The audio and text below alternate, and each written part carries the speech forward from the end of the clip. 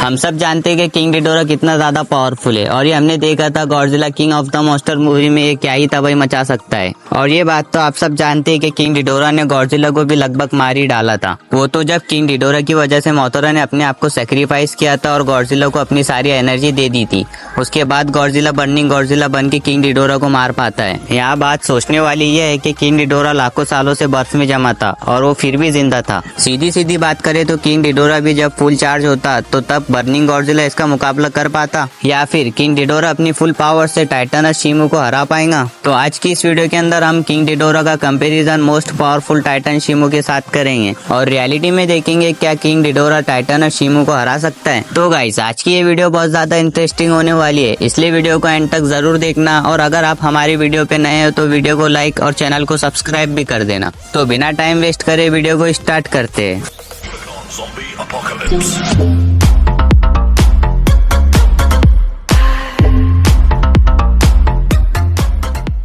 अगर हम सबसे पहले बात करें किंग घिडोरा की तो इसे मॉन्स्टर जीरो के नाम से भी जाना जाता है और जो कि किंग घिडोरा लाखों साल पहले आया था अर्थ पे अर्थ को रूल करने के लिए, क्योंकि लाखों साल पहले अर्थ पे सबसे पहला टाइटन शिमू था। तो उस टाइम शिमू और किंग घिडोरा के बीच में फाइट तो जरूर होगी और इसका सबूत हमें केव पेंटिंग में भी देखने को मिल चुका है। तो शिमू और किंग घिडोरा की फाइट में शिमू किंग घिडोरा को आइस में जमा देता है। तो आप सब सोच रहे होंगे शिमू किंग घिडोरा को पहले ही हरा चुका है तो वीडियो बनाने का क्या मतलब है। तो गाइज इसके पीछे भी एक बहुत बड़ा रीजन है, क्योंकि केव पेंटिंग में हमें गॉडजिला को भी किंग घिडोरा से फाइट करता दिखाया गया है। क्योंकि किंग घिडोरा बहुत ज्यादा पावरफुल है तो होना हो किंग घिडोरा टाइटनस शिमू पे भी भारी पड़ा ही छूंगा। तो सबसे पहले बात करें हम इसकी हाइट की तो ये 521 फीट बड़ा और इसके विंग्स 1300 फीट चौड़े है और वेट में किंग घिडोरा 1.5 लाख टन का वेट रखता है। अगर हम सबसे पहले बात करें इसकी फिजिकल स्ट्रेंथ की तो आप इसकी फिजिकल स्ट्रेंथ का अंदाजा इस बात पे से लगा सकते हो कि ये जब गॉडजिला को टक्कर मारता है तो एक शॉक वेव क्रिएट हो जाता है और इसने अपने फिजिकल स्ट्रेंथ के दम पे रोडोन को एक ही बारी में मार गिराया था।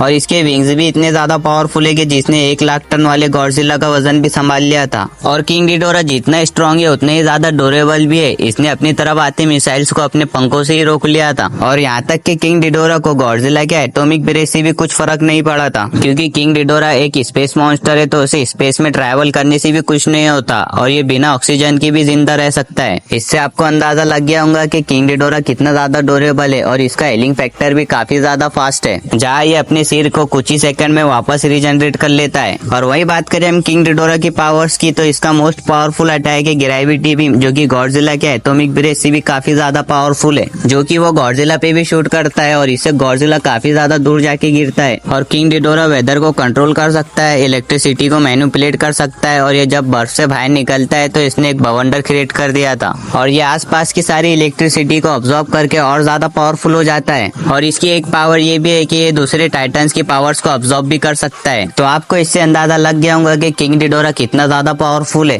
अगर अब बात करें शिमू की तो इसे द फाउंडिंग टाइटन के नाम से भी जाना जाता है। टाइटनस शिमू सबसे पहला टाइटन एग्जिस्ट करता था अर्थ पे। अगर इसके हाइट और वेट की बात करें तो शिमू 531 फीट बड़ा और 2 लाख टन वजनी है, जो कि लगभग किंग घिडोरा जितना ही है। और इसकी फिजिकल स्ट्रेंथ की बात करें तो जो कि सेम किंग घिडोरा जितनी ही है। अगर हम बात करें इसकी ड्यूरेबिलिटी की तो शिमू किंग घिडोरा से ड्यूरेबिलिटी के मामले में काफी आगे है। जहाँ इसने पिंक गॉडजिला के एटॉमिक ब्रेथ को सरवाइव किया है, वो भी एक बार नहीं 2 बार, जो कि नॉर्मल गॉडजिला से 20 गुना ज्यादा पावरफुल है। गॉडजिला एक्स कॉन्ग में जहाँ शिमू सिटी को फ्रीज कर रहा था तब गॉडजिला पोर्टल के थ्रू शिमू के नेक पे एटॉमिक ब्रेथ का यूज करता है, लेकिन इससे शिमू के नेक पे एक खरोच भी नहीं आती। और दूसरी बार गॉडजिला अपने एटॉमिक ब्रेथ का यूज लास्ट बैटल में करता है, लेकिन इससे भी शिमू को कुछ फर्क नहीं पड़ता। वही बात करें शिमू की पावर्स की तो इसके पास है फ्रोस्ट बाइट पावर, जो कि मूवी में हमें शिमू को कई बार यूज करते दिखाया गया है। और जब शिमू फ्रोस्ट बाइट को कॉन्ग पे शूट करता है तो लिटरली अटैक इतना ज्यादा पावरफुल होता है कि इससे कॉन्ग का हाथ ही टूट जाता है।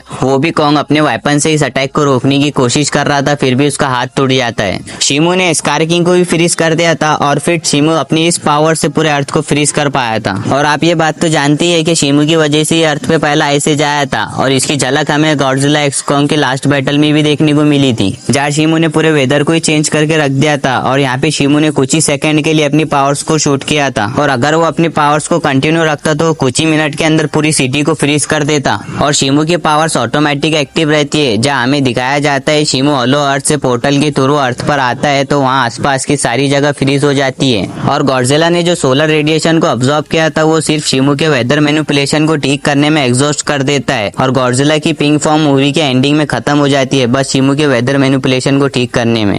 तो इससे हमें मालूम पड़ता है कि शिमू कितना ज्यादा पावरफुल एंड सुपीरियर है। अगर आप बात करें शिमू और किंग डिडोरा में कौन ज्यादा पावरफुल है तो इनकी स्ट्रेंथ एंड ड्यूरेबिलिटी के मामले में ये दोनों इक्वल मैचेड है और दोनों ही टाइटन्स अर्थ के नहीं है तो ये बिना ऑक्सीजन की भी जिंदा रह सकते हैं और दोनों ने ही लाखों सालों तक के खुद को जिंदा रखा है और ये दोनों ही टाइटन साइज में कोई भी मॉन्स्टर गॉडजिला हो या कॉन्ग उनसे बड़े ही है। तो इतना तो तय है कि किंग डिडोरा को हरा पाना शिमू के लिए भी आसान नहीं रहा होगा क्योंकि किंग डिडोरा को हराने के लिए शिमू ने अपने अल्टीमेट फॉर्म में आके किंग डिडोरा को फ्रीज कर दिया होगा और इसी वजह से अर्थ पे पहला आइसेज आया होगा। लेकिन आपको क्या लगता है मुझे कमेंट में जरूर बताना। तो गाइस अगर आपको वीडियो अच्छी लगी तो वीडियो को लाइक और चैनल को सब्सक्राइब भी कर देना और ऐसी इंटरेस्टिंग वीडियो देखने के लिए बेल आइकन को ऑल पे सेट कर देना। सो गुड बाय, मिलते हैं कोई नेक्स्ट वीडियो में।